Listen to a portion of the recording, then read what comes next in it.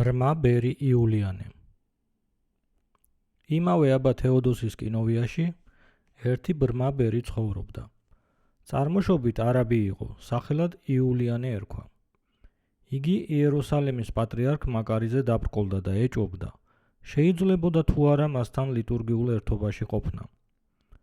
ამ დროს თეოპოლიდან ცხრამილის მოშორებით საკვირველ მთაზე აბა სვიმეონი მოღვაწეობდა.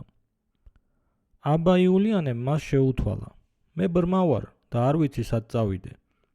არავინაა ვინც რთული მდგომარეობიდან გამომიყვანს.